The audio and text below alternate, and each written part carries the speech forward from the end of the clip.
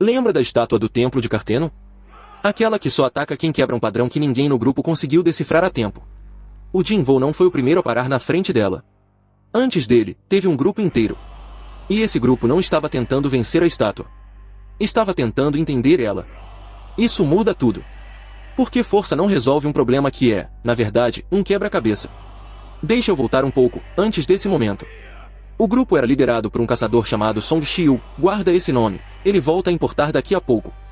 Eles já tinham perdido um curandeiro. Não de um jeito rápido.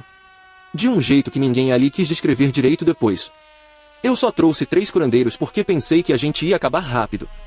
Repara nessa frase. Não é o arrependimento de quem cometeu um erro óbvio. É o tipo de frase que só existe depois que a certeza vira ilusão. E tinha gente ali que já não estava mais processando nada. Eu quero viver. Me salvem, me salvem. O painel nem mostra o rosto inteiro dessa pessoa, só as costas, encolhida. O autor não precisa te mostrar o pânico. Só precisa te mostrar alguém pequeno demais pro tamanho da sala. E o resto do grupo, encostado na parede, ainda respirando, começou a montar uma leitura da situação. Song Shiu, o líder, guarda esse nome mesmo. Prometi que ele voltava a importar, foi quem chegou primeiro numa conclusão. É como o Sr. Song Shiu disse, seremos atacados se nos movermos. Ficar parado virou o único plano. Só que ficar parado não é uma estratégia. É a ausência de uma. Mesmo que a gente passe por ele de algum jeito, ainda tem o problema daquela estátua guardiã. Nunca foi a intenção dele nos deixar fugir. Repara na palavra que ele escolhe. Não comportamento. Ele diz intenção. Sem perceber, o grupo já tinha aceitado uma coisa, aquilo não agia como um monstro comum. Um monstro comum não escolhe. Ataca o que está na frente. Isso ali parecia escolher. E foi exatamente por não aguentar essa dúvida que um dos caçadores decidiu que não ia esperar a resposta certa aparecer sozinha. Eu finalmente me juntei a uma guilda grande. Então não posso morrer aqui. Não era coragem. Era alguém tentando se convencer de que ainda existia uma saída. Se acontecer algo errado, eu confio na minha velocidade. E Song Shiu, o líder, o mesmo nome de antes, percebeu o que estava prestes a acontecer um segundo tarde demais. O que deu em você? Não se mova. Primeiro aviso. Ignorado. É isso aí. Eu consigo. A estátua discordou. E aquele olho nunca esteve parado. Ele acompanhava o grupo o tempo inteiro, só esperando alguém dar o passo errado primeiro. 2 caçadores foram arremessados pelo salão inteiro. Não em direções aleatórias, na direção da parede mais próxima, como se a intenção fosse ferir sem precisar matar ainda. Repara nisso, se fosse só um monstro faminto, não ia se importar em calcular a força do golpe. Calcular é coisa de quem decide. Para eles, é mais fácil que esmagar um inseto. Segundo aviso. Ignorado, de novo. E aqui o grupo já não discutia mais se deviam ficar parados. Discutia o que raio era aquilo. Eles poderiam nos aniquilar sem pestanejar. O que está segurando eles? Guarda essa pergunta. Ela é o eixo desse vídeo inteiro. Porque até aqui todo mundo no salão fazia exatamente a mesma pergunta. Como a gente derrota essa coisa? Ninguém estava perguntando o que de fato importava. Por que ela ataca? Só uma pessoa ali tinha parado de procurar força e começado a procurar lógica. E, para sua informação, essa pessoa nem é o Jinvoo. Ele nem chegou nesse templo ainda. Foi essa caçadora, a que já vinha desconfiada de algo, quem decidiu parar de só teorizar. Ela sabia o que ia acontecer se a leitura dela estivesse errada. Não precisava de ninguém para lembrar disso. Mas continuar parada, só esperando, também não ia trazer resposta nenhuma. Se eu estiver certa. Você tá louca?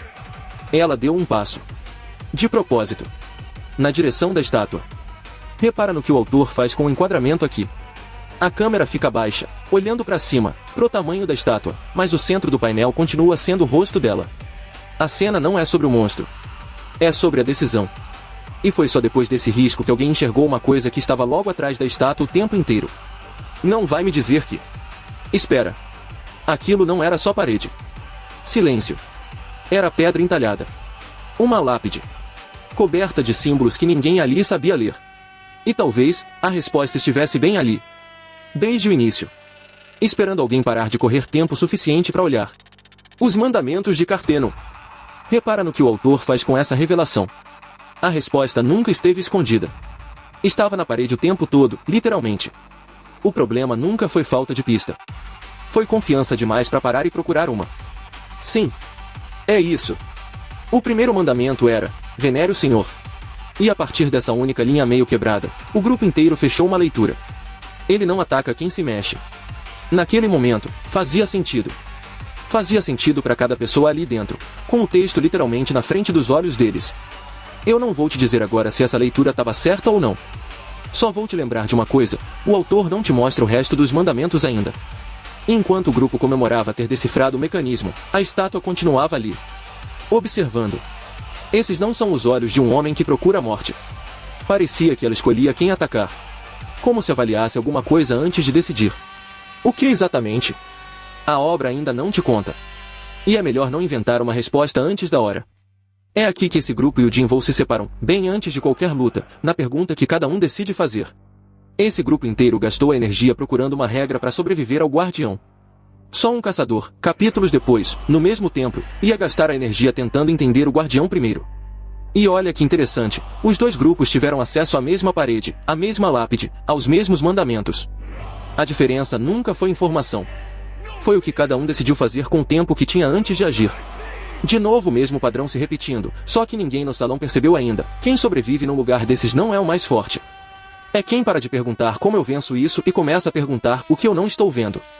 Não sei quantos daquele grupo sobreviveram para contar essa versão da história. Sei que a leitura certa dos mandamentos só apareceu bem depois, e custou caro para alguém provar.